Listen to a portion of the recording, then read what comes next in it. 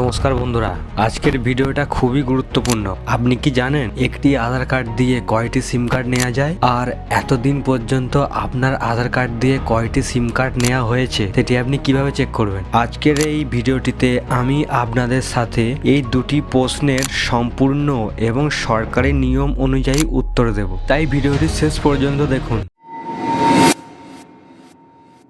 সরকারি টেলিকম নিয়ম অনুযায়ী একটি আধার কার্ড দিয়ে সর্বোচ্চ 9টি মোবাইল নাম্বার বা সিম কার্ড নেওয়া যায়। এর মধ্যে থাকতে পারে জিও, এয়ারটেল, ভিআই, বিএসএনএল, সব মিলিয়ে মোট সংখ্যা 9টির বেশি যেন না হয়। তাহলে আধার কার্ডের সাথে লিঙ্ক থাকে কয়টি নাম্বার? এখানে অনেকেই কনফিউজ হয়ে যান। একটা আধার কার্ডের সাথে একসাথে মাত্র একটি মোবাইল নাম্বারই লিঙ্ক থাকে। আপনি যদি নতুন নাম্বার লিঙ্ক করেন তাহলে পুরনো নাম্বারটি অটোমেটিক বন্ধ হয়ে যায়। এই নিয়ম চালু করার মূল কারণগুলি হলো জাল সিম কার্ড বন্ধ করা, প্রতারণা ও ফ্রড কমানো, সাধারণ মানুষের নিরাপত্তা বাড়ানো। ঠিক এই কারণেই সরকার এই নিয়ম চালু করেছে। এখন আসি সবচেয়ে গুরুত্বপূর্ণ অংশে। কিভাবে চেক করবেন আপনার আধার কার্ডের সাহায্যে কয়টি মোবাইল নাম্বার নেওয়া আছে? চলুন স্টেপ বাই স্টেপ আমরা দেখে নিই।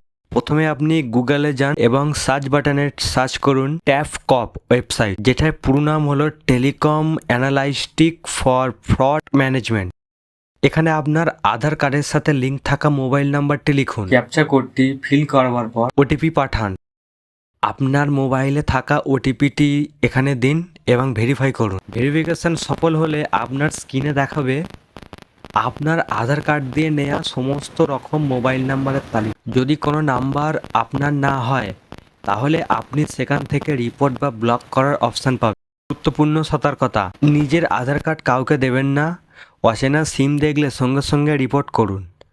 ফ্রড থেকে বাঁচতে নিয়মিত চেক করুন। ভিডিওটি যদি আপনার উপকারে আসে তাহলে একটি লাইক করবেন, শেয়ার করবেন।